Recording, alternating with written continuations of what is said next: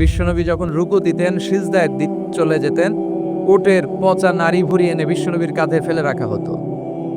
বিশ্বনবীর গলার মধ্যে রশি ধরে টান দেয়া হতো। কয়েকবার বিশ্বনবীর এই ঘাড়ের এই চামড়া ছিঁড়ে গিয়েছে, একবার চাদর টান দেওয়ার কারণে, আরেকবার রশি টান দেওয়ার কারণে।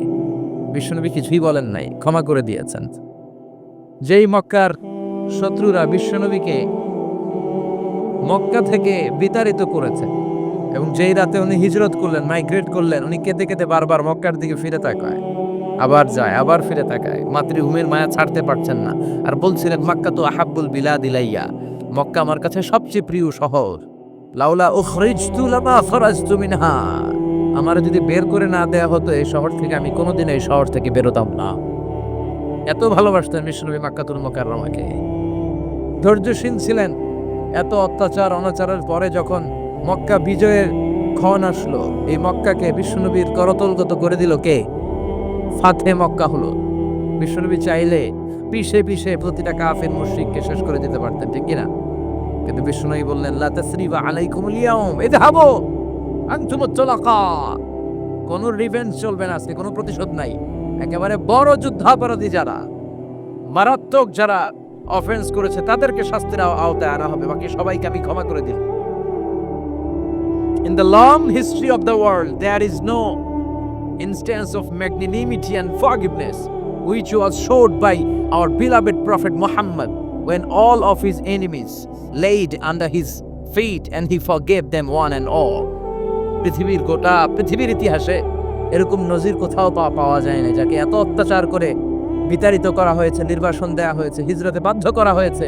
তিনি যখন ওই শহরকে আবার বিজয় করলেন, কাউকে আঘাত করলেন না, আগুন জ্বালিয়ে শহরটাকে জ্বালিয়ে দিলেন না, ওদের বংশকে নির্বংশ করলেন না, বরং মুচকি হেসে উনি বললেন, যাও, ক্ষমা করে দিলাম। কি ধৈর্যশীল ছিলেন। আবার দোয়াও করতেন, আল্লাহুম্মা জাআলনি সাবুরা, আল্লাহ আপনি আমার ধৈর্য বাড়ায় দেন, ওয়া জাআলনি শাকুরা, আপনি আমার শুকরগুজার বানান, ওয়া জাআলনি ফি আইনি সাগীরা, আল্লাহ আমার চোখে আপনি আমারে ছোট বানান, ওয়া ফি আইউনিন নাসি কাবীরা, আল্লাহ মানুষের চোখে আপনি আমারে বড় বানান। কি মানুষ ছিল, নিজের চোখে নিজে ছোট থাকতে চাইতেন। আমরা নিজের চোখে নিজের বড় মনে করি, এরকম ডাকাইত আছে না নাই? নিজেরাই নিজে মনে করে কত বড় সাহেব, লাট সাহেব। মান তাওয়াদা তারাফা, এটা হচ্ছে সুন্নাতুল্লাহি ফিল আরদ। মান তাওয়াদা তারাফা, যে নিচে নেমে থাকতে চায় আল্লাহ ওরে টেনে উপরে ওঠা, আর যে খালি উঠতে চায়, হিংসা করে অহংকার করে উপরে ঠেলতে চায়, ওরে নিচে নামায় দেয় কে? সাইয়েদনা আদমকে আল্লাহ বললেন, আদম সাল্লিম আলা উলাইকান নাফার লাম্মা খালাকাল্লাহু আদম ওয়া কানা তুলহু 60 যিরাআন। নিচে নেমে গেলে যে উপরে ওঠে, আর উপরে উঠতে চাইলে যে নিচে নামে, উদাহরণ দেখেন। আদম আলাইহিস সালামকে তৈরির পর আল্লাহ বললেন, আদম সাল্লিম আলা উলাইকান নাফার, এই ফেরেশতাদের সালাম দাও। কি দাও? সালাম দাও। কোনো প্রশ্ন নাই, আল্লাহ সালাম দিব কেন? ফেরেশতারা আমারে দিব না কেন? আমি আগে দিব কেন? কথা আছে কোনো? যেই সালাম দিলেন, সালাম দেওয়ার সাথে সাথে ওনার মর্যাদা বাড়িয়ে দিল কে? এত মর্যাদা বাড়ালেন যে নূরের ফেরেশতারা মাটির আদমকে সেজদা দিতে বাধ্য হয়েছে। চিৎকার করে বলেন ঠিক কিনা? তুমি মাটির আদমকে প্রথম সৃষ্টি করিয়া ঘোষণা করিয়া দিলে শ্রেষ্ঠ বলিয়া, তাই তো নূরের ফেরেশতা করে আদমকে সেজদা, সবার চেয়ে সম্মান দিলে মাটির আদমকে। আল্লাহু আল্লাহু করেন, আল্লাহু আল্লাহু, তুমি জাল্লে জালালুহু, শেষ করা তো যায় না গে তোমার গুণগান। আল্লাহু আল্লাহু, সুবহানাল্লাহ পড়েন।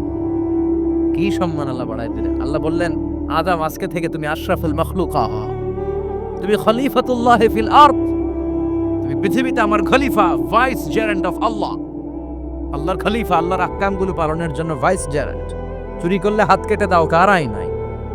এই কাজ আদম তুমি দুনিয়াতে যেয়ে করবা। জিনা করলে ডেথ পেনাল্টি, হেড অফ, শিরচ্ছেদ করে দাও, কারাই। খলিফা হিসেবে মানুষ এসে করবে। মানুষকে আল্লাহ আশরাফুল মাখলুকাত বানিয়ে দিলেন, নিচু হয়েছে বড় বানিয়ে দিলেন। আর শয়তানের অবস্থা কি? শয়তানকে আল্লাহ বললেন সেজদা দে আদমকে। শয়তান যুক্তি দাঁড় করিয়েছে, খালাকতাহু মিন তিন, খালাকতানি মিন নার ওয়া খালাকতাহু মিন তিন। আল্লাহ আপনি আমারে বানাইছেন আগুন দিয়া, কি দিয়া? আগুনের ধর্ম উপরের দিকে ওঠে, আর মাটির ধর্ম সে নিচে পড়ে থাকে, আমি কেন সেজদা দেব? শয়তানকে চিরকালের জন্য ইবলিস মালউন অভিশপ্ত আর জাহান্নামী হিসেবে ঘোষণা দিয়ে দিল কে? এজন্য আপনি ছোট থাকতে চাইবেন, আপনারা বড় বানাবে কে? আর আপনি নিজে যদি বলেন আমি বড়, থাপ্পড় মেরে আপনারা নিচে নামাই দিবে কে? এজন্য বিশ্বনবী দোয়ায় বলতেন, আল্লাহুম্মা জাআলনি সাবুরা ওয়াজআলনি শাকুরা ওয়াজআলনি ফি আইনি সাগীরা ওয়া ফি আ'য়ুনিন নাসি কাবীরা। ও আল্লাহ, আপনি আমারে ধৈর্যশীল বানান, আপনি আমারে শুকরগুজার বান্দা বানান, আমার চোখে আমারে আপনি ছোট বানান, মানুষের চোখে আপনি আমারে বড় বানান। সুবহানাল্লাহ পড়েন। এজন্য সবসময় শুকরগুজার থাকার চেষ্টা করতে হবে। রাজি আছেন তো? যে কোনো মুহূর্তে, যে কোনো পরিস্থিতিতে আমরা শুকরিয়া করব কার? চিল্লায় বলেন কার? আমরা যেন বেশি বেশি আল্লাহ তাআলার শুকরিয়া আদায় করতে পারি। আল্লাহ তুমি তৌফিক দাও। সবাই পড়ি আমিন। উত্তর চান্দোলা হিলফুল ফুজুল ইসলামী সংগঠনের উদ্যোগে আজকের এই তাফসীরুল কোরআনের প্রোগ্রাম। হিলফুল ফুজুল নামটা আমার বড্ড প্রিয়।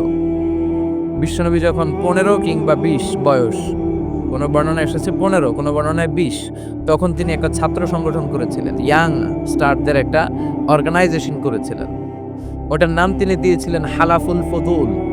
হালাফুল ফুদুল, ওইটারই আমরা বাংলা কি বলি? হিলফুল ফুজুল।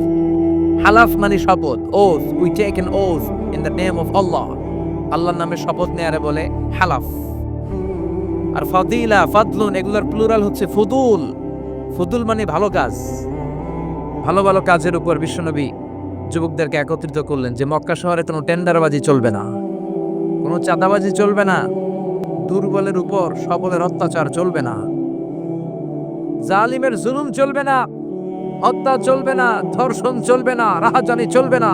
মক্কা শহর তার শান্তির শহর বানাতে হবে।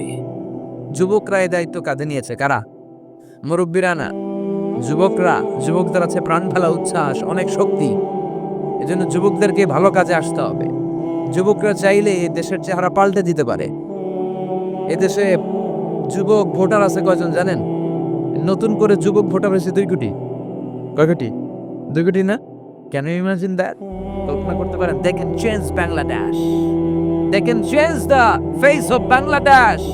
তারা 56,000 বর্গমাইলের এই বাংলাদেশের চেহারা পাল্টে দিতে পারে। তাদের অনেক শক্তি। এই জন্য যুবকদের এই শক্তি কাজে লাগাতে হবে। ফেন্সিডিল, গাঁজা, ইয়াবা, হিন্দি সিনেমা, এগুলোর পিছনে দৌড়ানো যাবে, পর্নোগ্রাফির পিছনে ছোটা যাবে। যুবক বয়সে ভয় করতে হবে কারে? চিল্লায় বলেন কাকে? আল্লাহ আমার যুবক ভাইদেরকে তুমি তৌফিক দাও। বিশ্বনবী হালাফুল ফুদুল তিনি গঠন করলেন মক্কাতুল মুকাররমাতে। পুরো মক্কা শহরটা শান্তির শহর হয়ে গেল। সুবহানাল্লাহ। আল্লাহ উত্তর চান্দোলা হিলফুল ফুজুল ইসলামী সংগঠনকে তুমি কবুল করো। আজকের প্রোগ্রামের সভাপতিত্ব করছেন আল্লামা অধ্যক্ষ গোলাম সরোয়ার সাইদি পীর সাহেব, আড়াইবাড়ি দরবার। আমার প্রিয় নানা ভাই আলোচনা করেছেন, বয়ান করেছেন। আল্লাহ নানা ভাইকে কবুল করুক। নানা ভাইটা একটু ইয়াং হয়ে গেছে না? হ্যাঁ, অনেক জায়গায় লোকজন খুব বিভ্রান্তিতে পড়ে যায়। ঘটনা কি? আপনি নানা হইলেন কবে, নাতনি হইল কবে, আবার জামাই পেলেন কবে? তো আমারও বলা যে তুমি যে আমার নানা ভাই বানাইছো, আমি তো এর উত্তর দিতে দিতে কাম সারা। আল্লাহ আমার নানা ভাইকে তুমি কবুল করো। তিনি হকের কথা, কোরআনের কথা বলেন। পীর সাহেবদের মুখে এরকম হুঙ্কার দেখা যায় না। কথা কন। এরা থাকে খানকায়, এদের পেট থাকে বড়। সবার কথা বলছি না, বেশিরভাগ কথা বলেন। এই ভণ্ডামি এই দেশে আছে না নাই? দোদেল বান্দা কালমা চোরে, না পায় শ্মশান না পায় ঘোরে, দিন থাকিতে আয়রে পথে ছাইড়া দে ভণ্ডামি, ভণ্ডামি ভণ্ডামি ভণ্ডামি, ছাইড়া দে ভণ্ডামি। আছে না নাই? নামাজ কালাম পড়ে না, ইবলিশ শয়তানের নানা। আছে না? নামাজ নাই, রোজা নাই, নাচানাচি, নাচ গান, গোসল করে না, সারা বছরে করে একবার, ওই গোসলের পানি মুরিদরা খেয়ে ফেলায়। আছে না নাই? নামাজ রোজা করে না, ইবলিশ শয়তানের নানা, ধর্মের একখান খুঁটি ধইরা কয়দিন করবা হয়রানি, ভণ্ডামি ভণ্ডামি ভণ্ডামি, ছাইড়া দে ভণ্ডামি। ঠিক কি না?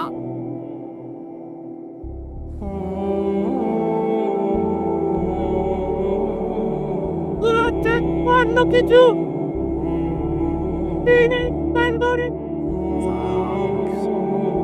বন্ড পীর ও পীর, আমার নানা ভাইও পীর। কথা কন। পীরে পীরে পার্থক্য আছে না নাই?